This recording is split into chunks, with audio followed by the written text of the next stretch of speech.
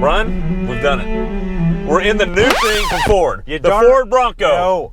No. We've been through this. Oh. Broncos don't have truck beds. But I keep hearing about the Bronco coming out. I thought the new thing from Ford was the Bronco. I know. Apparently. So did they just sneak the F-150 in? Well, they kind of did, yeah.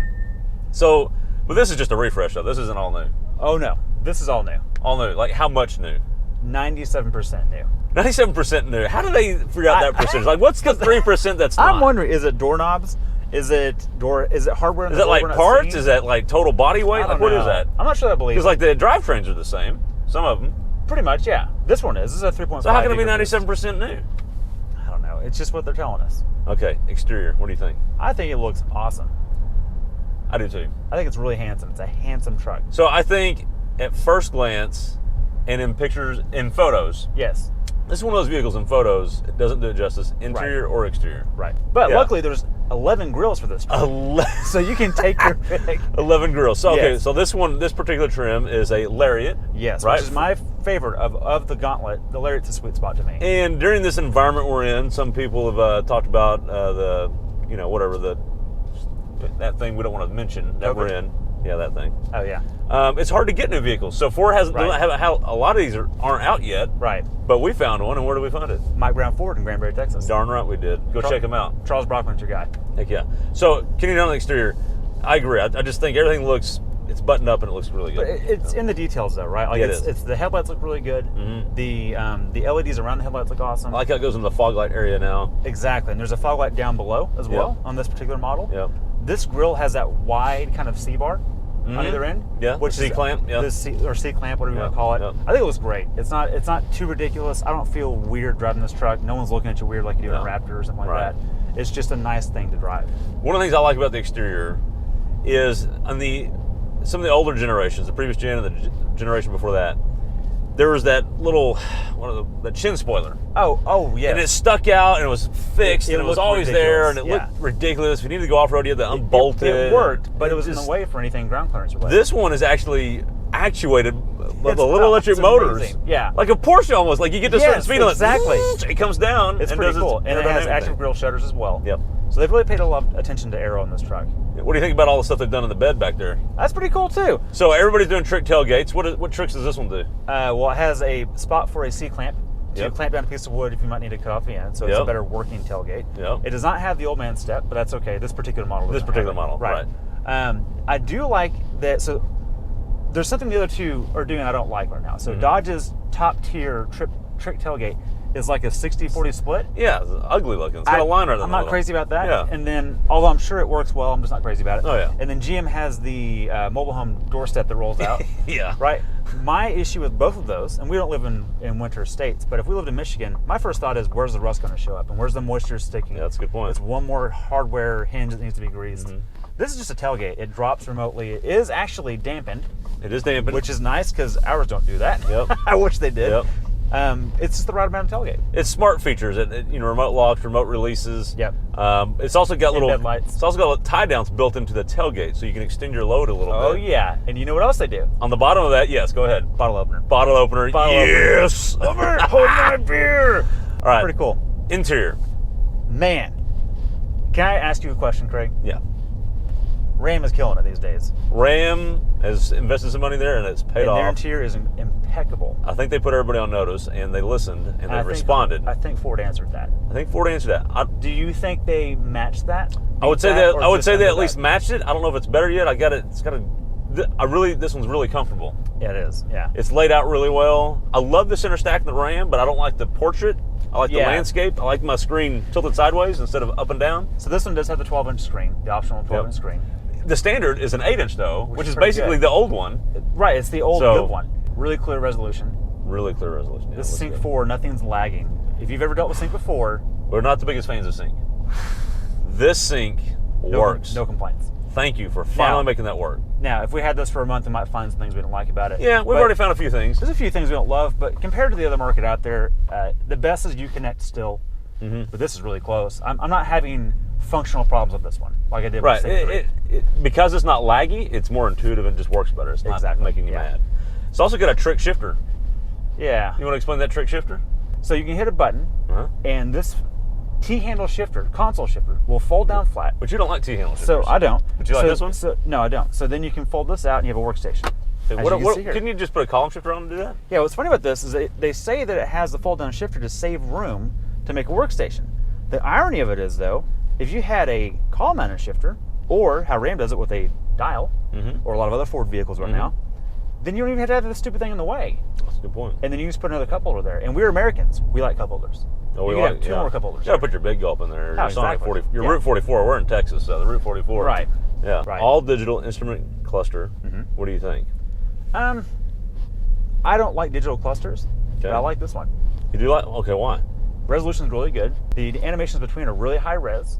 Nothing is glitchy or resetty. It works really well. Right. And there's never a point that I'm annoyed by it. Yeah. One of the things I really like about the digital cluster on the speedometer side is it'll show you the speed right in the middle, and then again, it's got the gauge sweep. The sweeps, yeah. But it also shows you the speed limit sign for the road you're on. This particular model reads the speed limit sign. Right. So this road is 35. Honda Sensing does that as well. A lot of people do.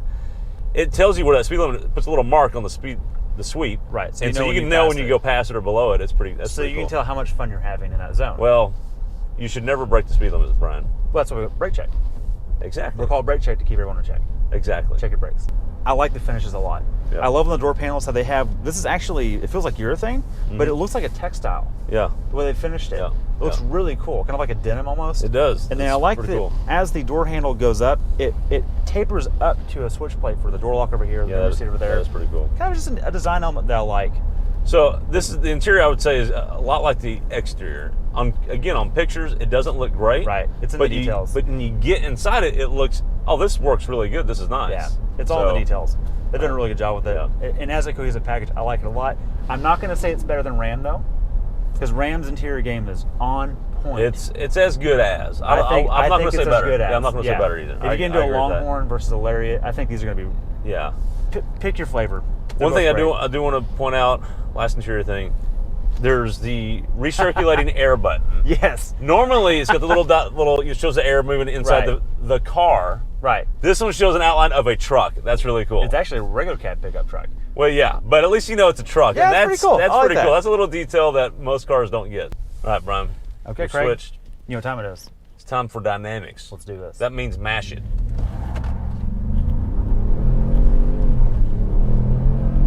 50, 60, and bring it down. Okay.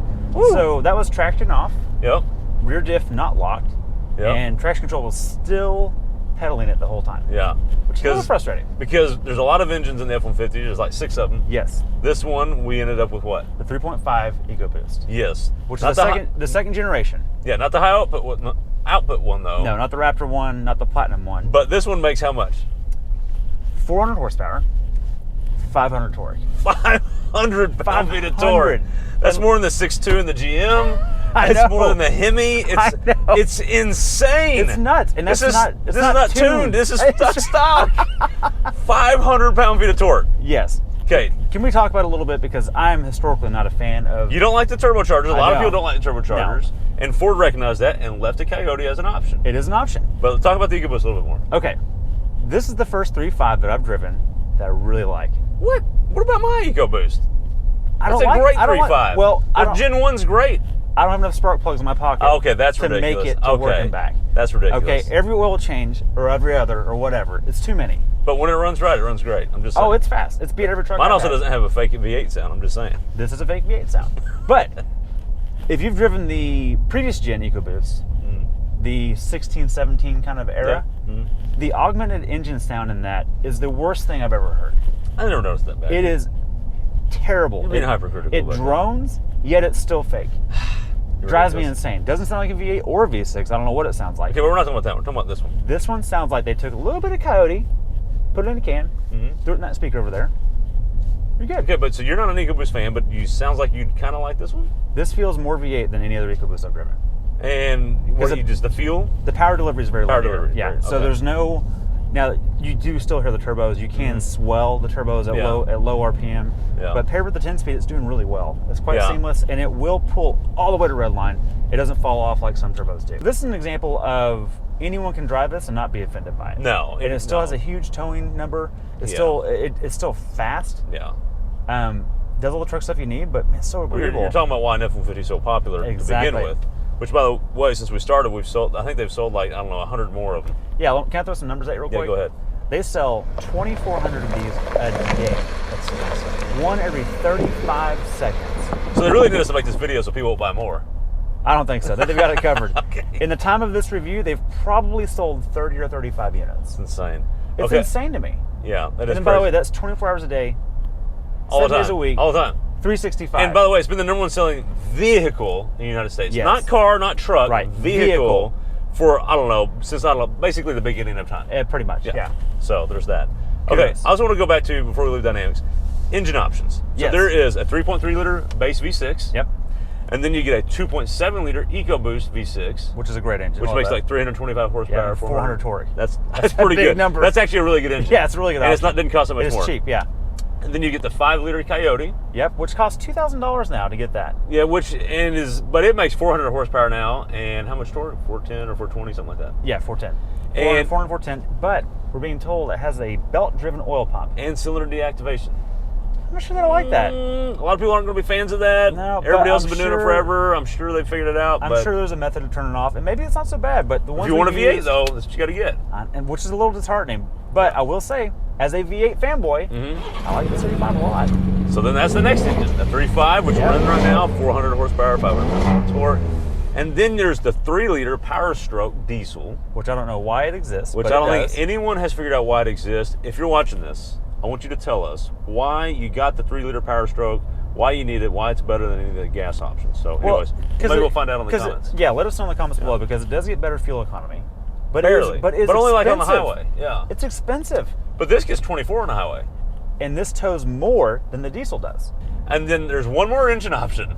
Oh my God, there's another one? The 3.5 liter, not EcoBoost, PowerBoost. PowerBoost, which is a hybrid? It's a mild hybrid. Okay. It will move the vehicle on its own a little bit, but not very far. Not very far. It's considered, that a mild hybrid. But I think its hat trick is it's or maybe they call that a full hybrid, but it's really a mild hybrid. But it's really a truck generator. You can actually run 240 volts on it. You can charge it. Oh my God. A camper. You can run a welder off of it.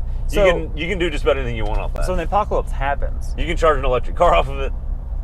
It's pretty awesome. It's going to cover you. So say you live in like a hurricane-prone region or rolling brownouts and blackouts. Yep. If you're a contractor, I can see a lot of contractors getting excited about that. Yeah. All right. It's time for a hipster score. Let's do it. 3, 2, 1. 4. 2? Where'd you get 4 from? Well, it's simple, but you go ahead and tell me why your logic is so bad. What Kool-Aid are you drinking? This is not a Raptor. You get 1 point higher than a Raptor. The Ecoboost. What Kool-Aid are you drinking? So go ahead. You tell me. No, I want to hear yours. Apple CarPlay. Ding. That's one. That works on like Android. There's only one other? Not a Raptor. Not a Raptor. Okay. Tell you why you're wrong, okay? Here's why I got a Ford. It has Eco all over this sucker. It's got an Ecoboost badge. It's got Eco But we know mode. There's nothing Eco about Ecoboost. It's got It's got Eco drive mode. Drive mode. It's got a bunch of leaves and it's green. That's got to get you something. Okay, that's a point. So 3. Sorry, it's a 3. It's not only does it have CarPlay, which is another point. It's wireless CarPlay. What? Which gets you an extra little bonus point, and it's not a Raptor. That's 4. So you're welcome. So you're way wrong. I don't know. No, hang on. I don't know that the wireless counts as an extra point though. Yeah, no, I guess an extra point. A lot of cars do that now. No, you don't want to. Now you don't carry a cable around. It just connects. Yeah, but Android Auto doesn't work wirelessly. So what's? Hipsters don't care about Android Auto. No, that's true because hipsters are right. You're wrong. I don't know about that. Let us know in the comments. Listen, here's what we really need to know. Who is this car for? Oh, I know the answer to that. I think I know the answer too. Go ahead. Freaking everyone. Okay, that's the answer. Yes, it's for everybody. It's for everybody. There's no one it's not for. Do you know why? Because wait. Hang on. How long has it been since we just mentioned the sales numbers? Like 5 minutes? Oh, that was about 18 trucks ago. Okay, just check. Go ahead. Just Continue. clarifying. Continue. Yeah. Okay, go ahead. Who is it for? Yeah. Because of the workstation. It's for hipsters. Yes. It's for business professionals. It's for Christian chicken enthusiasts. Oh, yeah. It's for contractors. Yep. It's for diaper changing stations for moms. You could do anything there. I mean, I would change a kid on that. Yeah. You could. I mean, if it wasn't for that shifter that folded down, you couldn't do that. But Ford thought of that. The half-ton crew cab short bed does everything. Does it all. What you can get in 4-wheel drive. You can go on most trails that Jeeps do. Yep. You can go to church in this thing and be appropriate. You can go to a business meeting. You can go get covered in mud. You can haul cement. Comfortable. You can get the daycare run. You name it. They get better mileage than they used to. And they're so flexible in configuration. You can get the vinyl seats. You can get good cloth. You can get ventilated leather.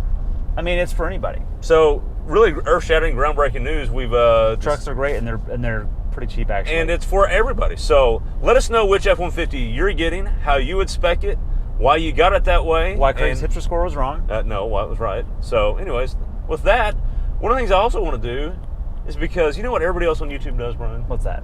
They tell you to like and subscribe and and hit the bell and all that. It's kind of. I'm going to do the opposite today. Do not subscribe. Do not hit the bell. Do not like it. No. I'm tired of telling people. People don't want to hear that anymore. So we're done. That's it. That's the show.